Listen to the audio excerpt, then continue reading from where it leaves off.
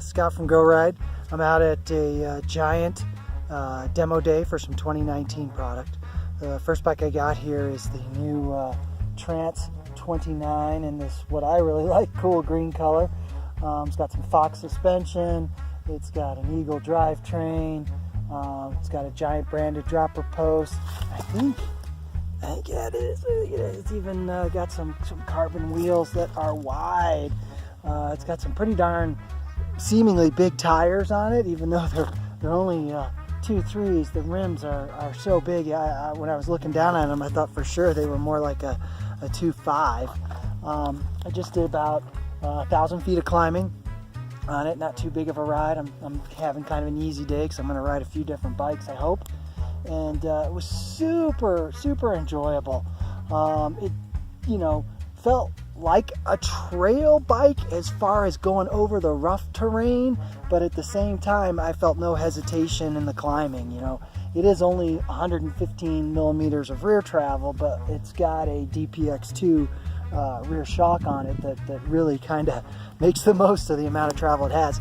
I haven't gone downhill on it yet. I'm about to do that next as I'm up one of the upper sections of Deer Valley. It also has a 34 fork, and I believe it was 130 travel on it, grip damper.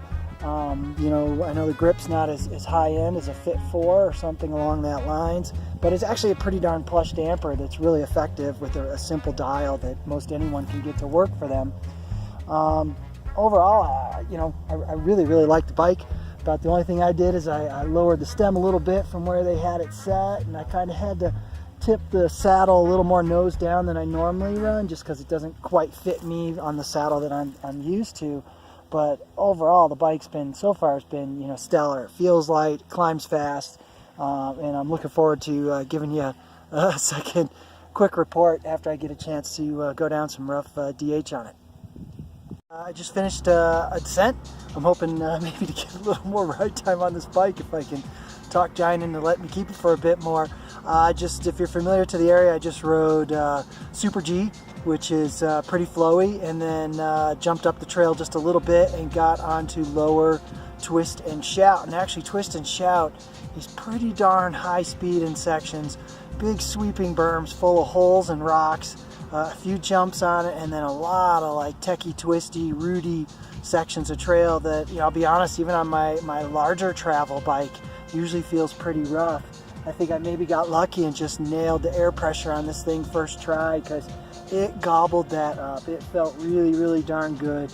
I kept thinking my back tire was maybe a little soft. The suspension was so plush especially for forget 115 millimeters. It felt like at least 130. It easily rivaled what my Hightower feels like, which is I think 135 in the back and a 140 on the front. Super impressed. Had a great time on it. Felt really nimble. Jumped super easy. Was clearing jumps that normally on a big travel bike you'd have to sprint at, and this thing just floated right over, no problem. Looking forward to getting in another lap on it.